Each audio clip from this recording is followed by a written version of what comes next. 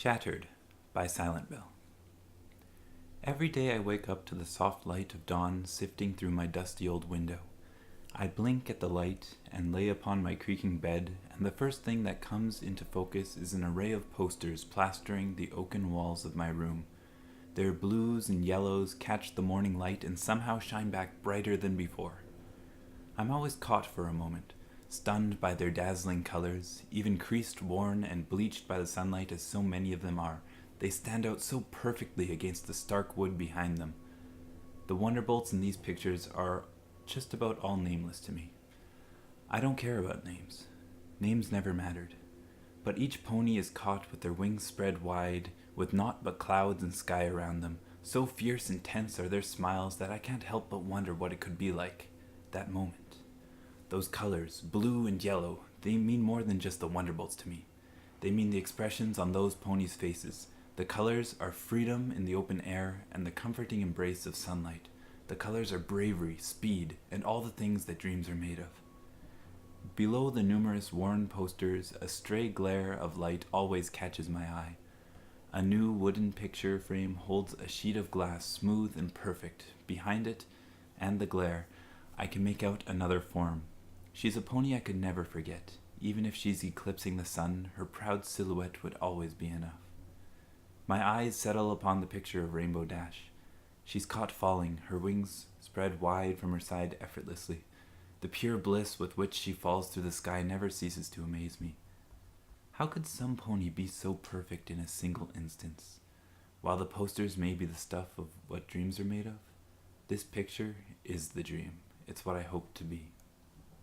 It kindled something inside me when I first saw the picture. I hadn't ever felt that way before. It was an urge to know what it was like, to be in that moment. It was something just beyond curiosity. It was fascination. What does it feel like to fly like that? What does it mean to be free? How can I do that? I still want to know. I've tried flying on my own. I spread my wings and flapped them madly until I collapsed from exhaustion and I gave up that day. It was hard, the hardest, most frustrating thing I'd done. But the next day, I saw that picture again.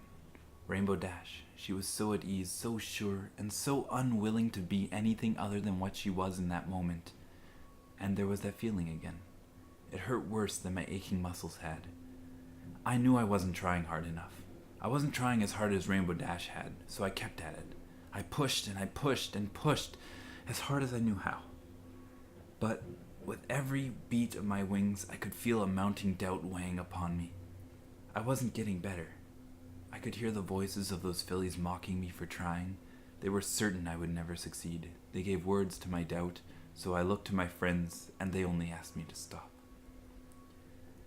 But if I stopped, how could I ever know what it felt like to wear that expression? If I stopped, how would I know that feeling of freedom? I want to know it, even for just a second. I have to, for just one moment. So I pushed on, through exhaustion and pain. If I stopped, they'd be right. My doubt would have won. I couldn't let that happen. Rainbow was the most determined pony I knew. If I wanted to reach that dream, I'd have to be just like her. But I did stop. When she arrived, her free and unbridled grin was absent. Only a concerned and sad face looked at me. Her chromatic mane was still upon her head, and her wings were loosely scrunched to her sides, twitching with unease. In that moment, she wasn't the mare in the picture anymore. She wasn't. "You're you, and I'm me. Scootaloo, you don't have to be like me," she'd said.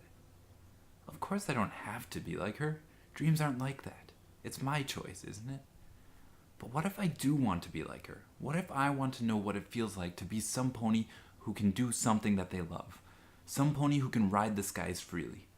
What if I want to be able to keep pace with her, to fly alongside her, to be her equal and share in what she loves to do, to share in that moment? What if that's my dream? What if that's what I want? I take a good look at the picture, flaring in the morning sunlight. Who is she? How can I be like her? How can I experience that moment? Never has the picture seemed more distant or more beautiful to gaze upon. Am I supposed to give up on this? After all the hours I've spent, am I not good enough? If I didn't feel that pressure of doubt, would that have made the difference? If I could fly, wouldn't she be cheering me on? Shouldn't she encourage me to try and reach that dream even now? Why would she say such a thing? I don't have to be like her? I don't have to have this dream? Isn't that backwards? We were always told to find our dreams and chase them down. These posters, these pictures, isn't that what I'm supposed to do? Shouldn't she want me to have this dream? I do have it, and I see it so clearly. I know what I want, and I'm reaching out to touch it. But the glass holds my hoof back. In this moment, I'm reaching for it. I always have been since I saw it. But it won't reach out past its frame. It won't meet me halfway. After all, it's just a dream. And dreams can't be reached. So, what's the point? In this moment, she's left me shattered. And every day, I wake up from my dream to see discolored wood where posters once looked down upon me.